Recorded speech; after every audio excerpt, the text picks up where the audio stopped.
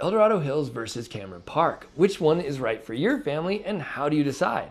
Well, by the end of this video, you're going to be able to answer those questions. This is the next installment in my town versus town comparison video series, and this one, Cameron Park versus El Dorado Hills, is sure to surprise you, especially when it comes down to cost of living. So I'm going to run you through 8 critical criteria to evaluate these two communities and decide which one's right for your family. Starting with criteria number 1, the general vibe or feel of the community. El Dorado Hills and Cameron Park aren't that far apart. They're about an 11-minute drive, but they do have distinctive community feels. Now, El Dorado Hills is the first town over the El Dorado County line coming out of Sacramento and coming off the flats. It's foothills light, if you will, at just above 700 feet above sea level. Now, by comparison, just 11 minutes east up the hill towards Tahoe, Cameron Park at just around 1,200 feet above sea level has a very different feel. You can feel it in the weather, physically you can feel it, and you can feel it in the vibe of the community. The big difference here is that El Dorado Hills is going to have a more suburban feel with greater access to shopping close by, greater shopping diversity, and greater job diversity with Folsom and Sacramento just down the hill from there. Versus Cameron Park, even though it is a suburban style community, it's that borderline between rural and suburban living, and it's just going to have a more rural vibe and slower pace to the place. And it's going to have enough shopping to get you through your daily shopping needs, but anything beyond that, you're going to be going down the hill to Folsom or Sacramento to get the rest of your shopping done. Due to the differences in job access in the two communities, which we'll do a deeper dive into in criteria number 8, you're going to have a greater chance of living and working in the same community when you live in El Dorado Hills.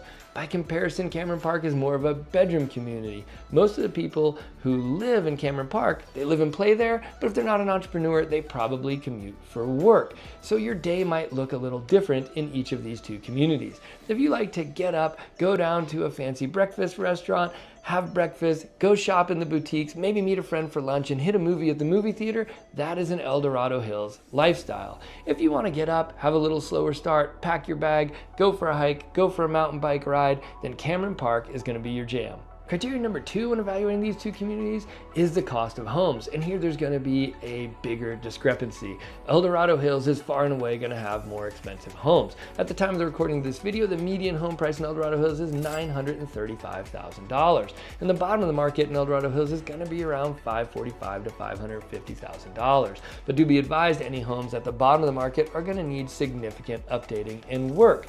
Now, the sky is the limit really when it comes to the top of the market. There's multi-million-dollar gorgeous luxury homes in El Dorado Hills. Now, what do you get for that median home price of around $935,000? We're gonna get about a 4-bedroom, 3-bath, 2,700 square foot home on a 1/4 acre or less, most often less. And it's gonna be in great shape and be move-in ready. Now, by comparison, Cameron Park is going to look like a relative bargain with a median home price as of the recording of this video of $679,000. The bottom of the market in Cameron Park is going to be around $400,000. Just like El Dorado Hills, those homes are going to need a fair bit of work.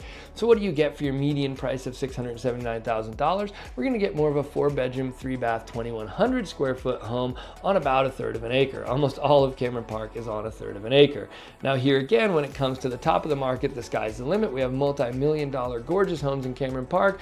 Most of those are going to be the ones on larger acreage, and some of them are going to be in its neighbor community, Shingle Springs, which is just the more rural version of Cameron Park, where they have larger acreage and bigger spreads, and so the home prices climb there.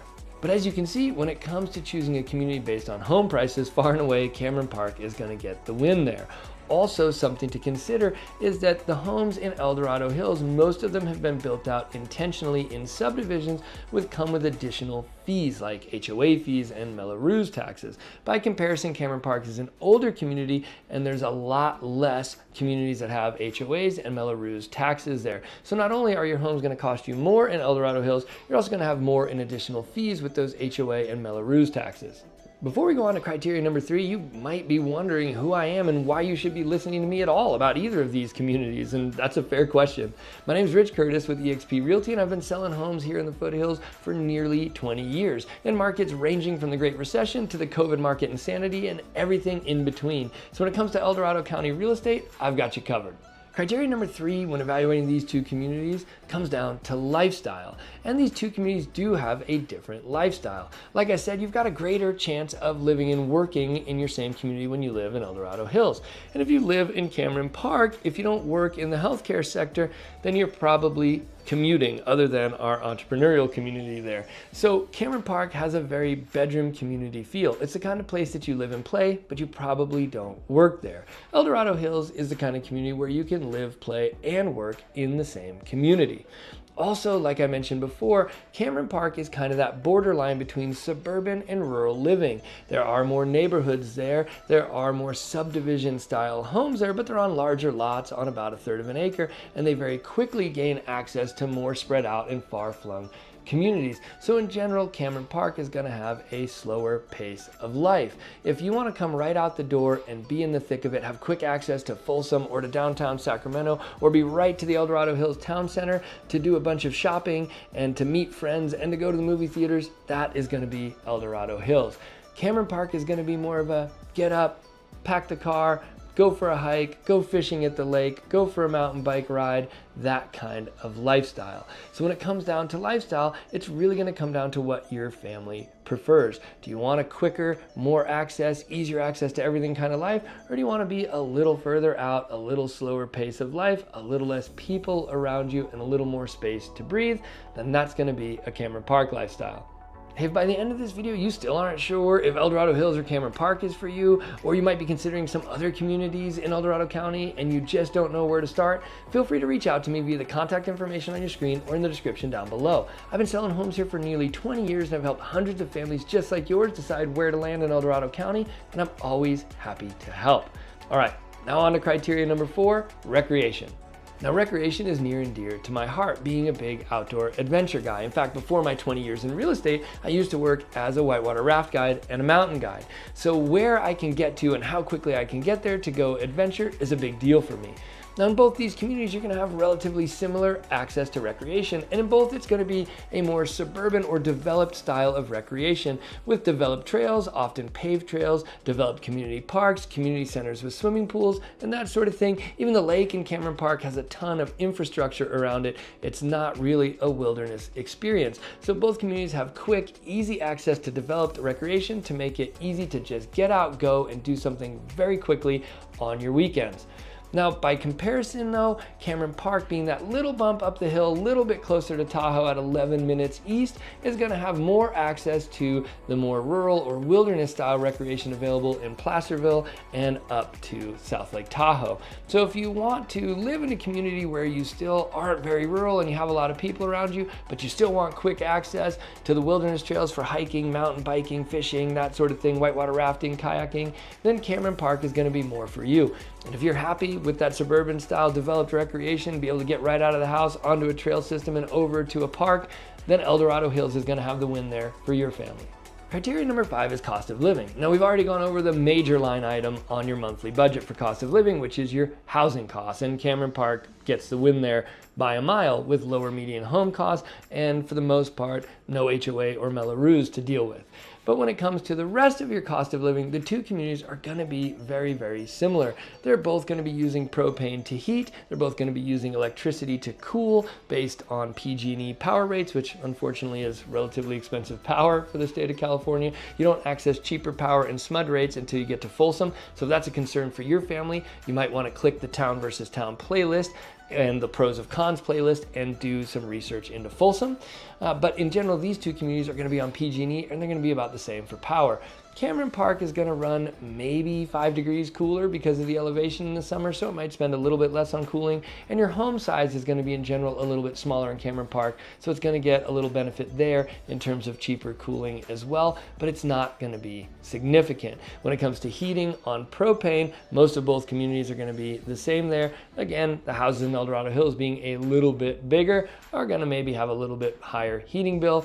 Cameron Park's going to be a little bit colder, so it's going to be close to a wash there. There are a few houses in El Dorado Hills that have access to natural gas for heating, which is going to be still provided by PG&E, so expensive but cheaper than propane, so it might get a little bump there. The major difference really in cost of living outside the home cost for these two communities is going to come down to fuel for your vehicles. Although fuel is going to cost about the same in the two communities, you're just going to use more fuel living in Cameron Park because you're most likely commuting for work, you're commuting farther for work, and you're getting in the car and driving to really do anything. It's a much less walkable, cyclable community than is El Dorado Hills. So you are going to have greater fuel costs when it comes to living in Cameron Park. Now, if you want to do a deeper dive into the cost of living in either of these communities, search my channel for the cost of living playlist, and you can watch cost of living in Cameron Park, cost of living in El Dorado Hills, and get a deeper dive, more granular look at the costs in each of these communities.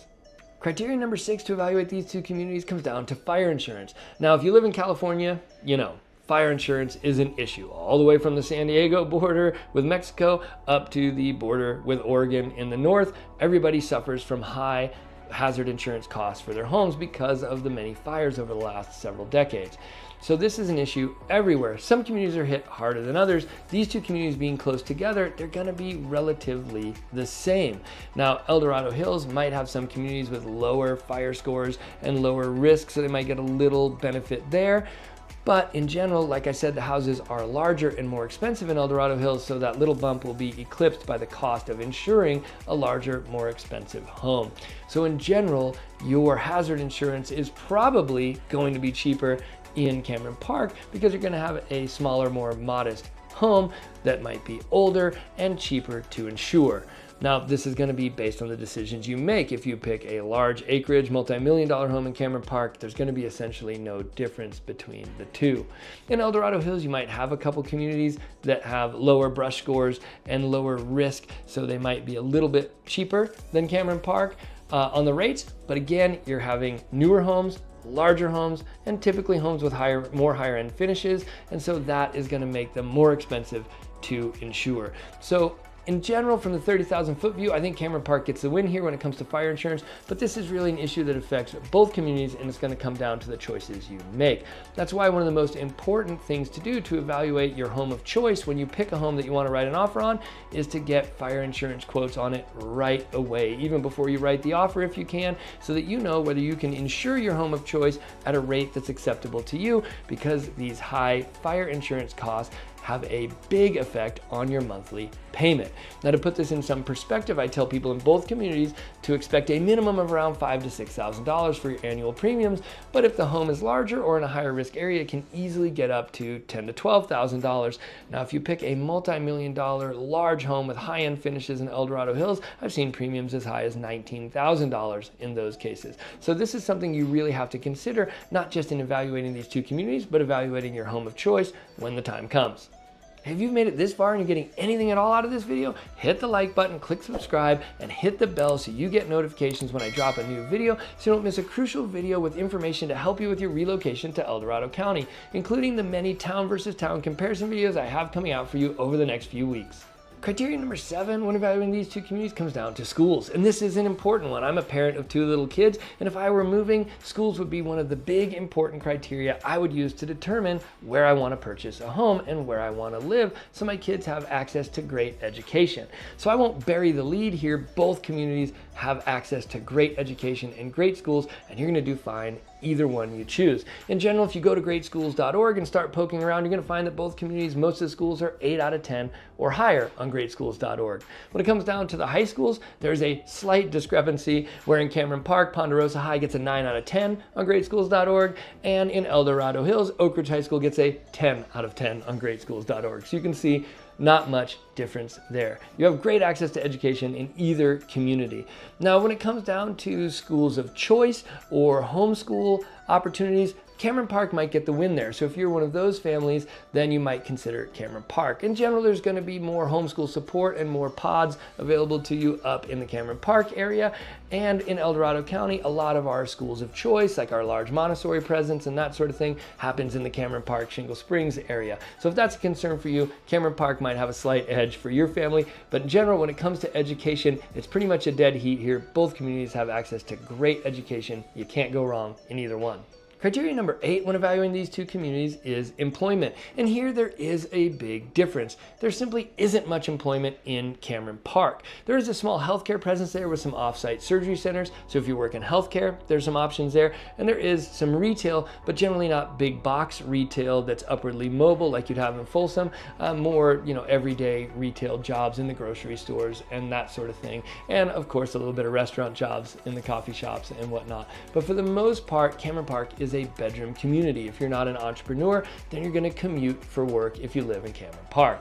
Now, by contrast, in El Dorado Hills, we have a tech center there with some tech jobs, and then you have really quick access down to Folsom, which has Intel, more tech jobs, also has, between the two communities, a fair number of schools for school jobs, and then you have a large healthcare sector in Folsom with hospitals and off-site surgery centers, and it's really close to Roseville and Sacramento, which has an even larger health infrastructure with access to jobs. And of course, Sacramento has all of the state jobs as well. So if you need access to greater job diversity and you want your commute times to be shorter, El Dorado Hills far and away gets the win there.